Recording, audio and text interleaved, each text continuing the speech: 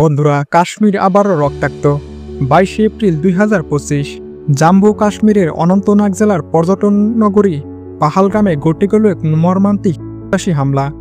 সেনাবাহিনীর পোশাক পরা 4 থেকে 6 জন অস্ত্রধারী সন্ত্রাসী বারাইনাস উপত্যকায় নিরীহ পর্যটকদের উপর এলোপাথারি গুলি চালায়। এই ঘটনায় এখন পর্যন্ত 28 জনেরও বেশি নিহত হয়েছেন। আহত হয়েছেন অন্তত 20 জনেরও বেশি, যাদের মধ্যে কয়েকজনের অবস্থা আশঙ্কাজনক। নিহতদের মধ্যে 2 জন বিদেশি নাগরিকও রয়েছেন।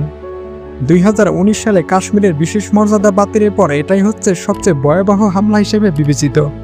এই ঘটনার দায় স্বীকার করেছেন দ্য রেজিস্ট্যান্স ফ্রন্ট, বা সংক্ষেপে যাকে বলা হয় টিআরএফ। ভারতীয় গোয়েন্দা সংস্থার মতে টিআরএফ মূলত পাকিস্তান ভিত্তিক লস্করি তৈয়বার একটি রূপান্তরিত সংগঠন। সংগঠনটি অতীতে কাশ্মীরে একাধিক হামলার সঙ্গে জড়িত ছিল। তারা এই হামলাকে কাশ্মীরের দখলদারিত্বের বিরুদ্ধে প্রতিরোধ বলে আখ্যায়িত করেছে। যদিও তারা আন্তর্জাতিক পর্যটকদের হত্যায় ন্যায়সঙ্গত বলে দাবি করলেও এই ঘটনায় তাদের আন্তর্জাতিকভাবে নিন্দিত হচ্ছে। আর ভারত বিশ্বাস করে পাকিস্তান থেকে এই ধরনের সন্ত্রাসী গোষ্ঠীগুলো অর্থ এবং সহায়তা পাচ্ছে।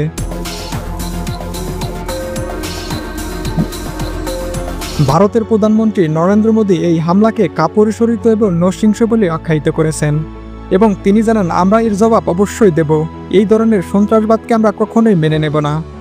দেশের স্বরাষ্ট্রমন্ত্রী অমিত শাহ এবং প্রতিরক্ষামন্ত্রী রাজনাথ সিং সরাসরি পাকিস্তানকে দায়ী করে কড়া বার্তা দিয়েছেন। তারা বলেন, এবার আর শুধু কূটনৈতিক প্রতিক্রিয়ায় সীমাবদ্ধ থাকা হবে না, সশস্ত্রভাবে জবাব আসবে। জম্মু ও কাশ্মীরে সেনা মোতায়েন বাড়ানো হয়েছে, সীমান্ত এলাকায় হাই অ্যালার্ট জারি করা হয়েছে। অন্যদিকে পাকিস্তান এই হামলার সঙ্গে নিজেদের সম্পৃক্ততার অভিযোগ অস্বীকার করেছেন। পাকিস্তানের পররাষ্ট্র মন্ত্রণালয়ের বিবৃতিতে বলা হয়েছে, কাশ্মীর ভারতের অভ্যন্তরীণ ইস্যু হলেও সেখানে দমন নিপীড়ন ও মানবাধিকার লঙ্ঘন হচ্ছে। এটি সেই ধরনের প্রতিরোধের তৈরি করেছে। তবে ভারতের যুক্তি ভিন্ন। তারা মনে করে পাকিস্তান সরাসরি নাও থাকুক, কিন্তু তাদের আশ্রয় এবং প্রশ্রয়ে জঙ্গি গোষ্ঠীগুলো বারবার মাথাচাড়া দিয়ে উঠছে। এই ঘটনায় আন্তর্জাতিক প্রতিক্রিয়াও চোখে পড়ার মতো। যুক্তরাষ্ট্র, রাশিয়া, ফ্রান্স, সংযুক্ত আরব আমিরাত সহ অনেক দেশ এই হামলার তীব্র নিন্দা জানিয়েছেন।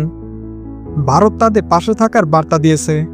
আন্তর্জাতিক মানবাধিকার সংস্থাগুলো বলছে, পর্যটকদের লক্ষ্য করে এমন বর্বর হামলা শুধু একটি দেশ নয়, গোটা মানবতার উপরে হামলা। তবে জাতিসংঘ এখনও এই বিষয়ে আনুষ্ঠানিক বিবৃতি দেয়নি, যদিও তারা কাশ্মীর ইস্যুতে দীর্ঘদিন ধরে উদ্বিগ্ন। এই ঘটনার জেরে ভারত পাকিস্তান সীমান্তে উত্তেজনা পৌঁছেছে চরমে। বিশ্লেষকরা বলছেন, পরিস্থিতি 2019 সালের পুলওয়ামার হামলার মতোই উত্তপ্ত। সেই সময় ভারত বালাকোট বিমান হামলা চালিয়েছিল, যার জবাবে পাকিস্তানও হামলা পাল্টা করেছিল। এবারও অনেকে মনে করছেন, ভারত হয়তো সীমান্ত পেরিয়ে সার্জিক্যাল স্ট্রাইক বা এয়ার স্ট্রাইক চালাতে পারে। দুটি পরমাণু শক্তিধর দেশের এই ধরনের মুখোমুখি অবস্থান পুরো দক্ষিণ এশিয়াকে বিপদের মুখে ফেলতে পারে। যুদ্ধ মানেই হাজার হাজার মানুষের প্রাণহানি, অর্থনৈতিক ধ্বংস, দীর্ঘমেয়াদী আন্তর্জাতিক অস্থিরতা। এই হামলার পর ভারতের অভ্যন্তরে নতুন করে উদ্বেগের সৃষ্টি হয়েছে। অতীতে যেমন পুলওয়ামার হামলা শেষে দেশের বিভিন্ন রাজ্যে মুসলিম সম্প্রদায়ের উপর প্রতিশোধমূলক হামলা চালানো হয়েছিল, তাদের বাড়িঘর পুড়িয়ে দেওয়া হয়েছিল। এবারও সেই আশঙ্কা উড়িয়ে দেওয়া যাচ্ছে না। ইতিমধ্যে কিছু রাজ্যে মুসলিম ব্যবসায়ীদের দোকানে হামলা করা হয়েছে। সোশ্যাল মিডিয়ায় হুমকির ঘটনাও ঘটেছে। বিশ্লেষকরা বলছেন, এমন ঘটনায় নিরীহ মুসলমানদের টার্গেট করা হচ্ছে। ভারতের অভ্যন্তরীণ নিরাপত্তা পরিস্থিতিও ভয়ানক হয়ে উঠতে পারে। সরকারের উচিত হবে কঠোরভাবে সব উস্কানি প্রতিরোধ করা এবং শান্তি বজায় রাখা। কাশ্মীরে ভয়াবহ হামলা এই দিকে যেমন ভারতের অভ্যন্তরীণ নিরাপত্তার জন্য হুমকি, তেমনি ভারত পাকিস্তান সম্পর্কের ভবিষ্যতের জন্য এটি একটি টার্নিং পয়েন্ট।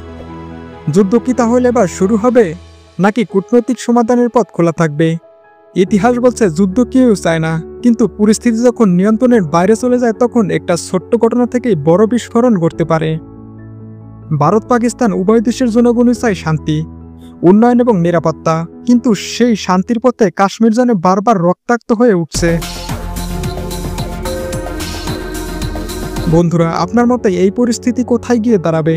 ভারত কি এবার বড় ধরনের প্রতিক্রিয়ায় যাবে, নাকি আবারও কূটনৈতিক পথে সমাধান খুঁজবে? আর সবচেয়ে গুরুত্বপূর্ণ প্রশ্ন, এই হামলার ছায়ায় ভারতের নিরীহ মুসলিমরা কি আবারও একটি অন্ধ প্রতিশোধের শিকার হতে চলেছে? আপনার মতামত জানাতে ভুলবেন না। আমাদের ভিডিও ভালো লাগলে লাইক দিন, চ্যানেলটি সাবস্ক্রাইব করুন এবং শেয়ার করে সত্যতা ছড়িয়ে দিন।